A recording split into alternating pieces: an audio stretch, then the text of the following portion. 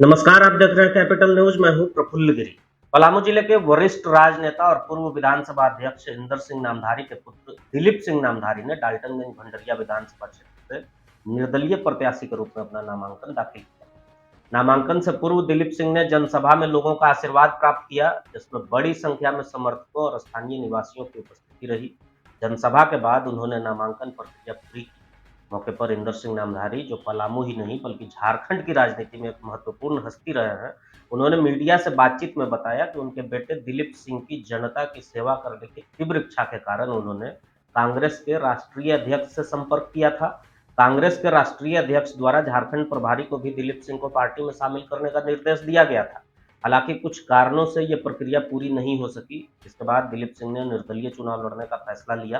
क्षेत्र की जनता से ये कहेंगे कि अगर मैं जो थोड़ी बहुत सेवा कर चुका हूं उनकी, अगर वो उससे संतुष्ट है तो मेरे बेटे दिलीप को भी मौका दें, क्योंकि इसके दिल में भी ये प्रबल भावना है।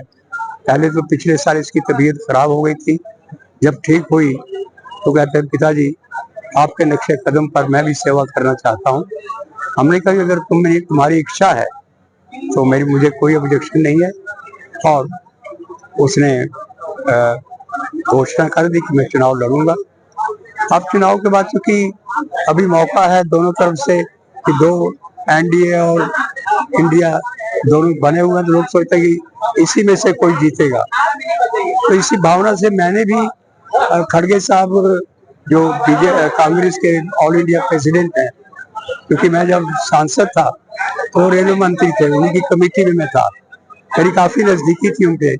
मैंने उनसे ये इच्छा व्यक्त की अगर आप चाहें तो मेरा बेटा डॉक्टर इससे लड़ना चाहता है।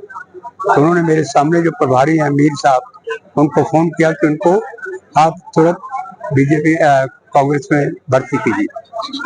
लेकिन किन कारणों से ये काम पूरा नहीं हुआ, लेकिन जब इसकी इच्छा थी लड़ने की तो हमने कहा कि ठीक है, पार्टी तो एक पहनने का एक चीज है, जो दिल है वो तो नहीं बदलता है ना, तुम इंडिपेंडेंट लड़ो। क्योंकि जब वहां से निर्णय नहीं हो रहा है, तुमने कहा कि 13 तारीख को हम नॉमिनेशन देंगे, तो इसका मतलब कि नॉमिनेशन स्थगित करोगे। मेरी इच्छा है कि तुम इंडिपेंडेंट लड़ो। दिलीप सिंह नामधारी ने नामांकन के अवसर पर अपने संबोधन में कहा कि उनका उद्देश्य सभी धर्म और वर्ग के लोगों को साथ लेकर चलना है।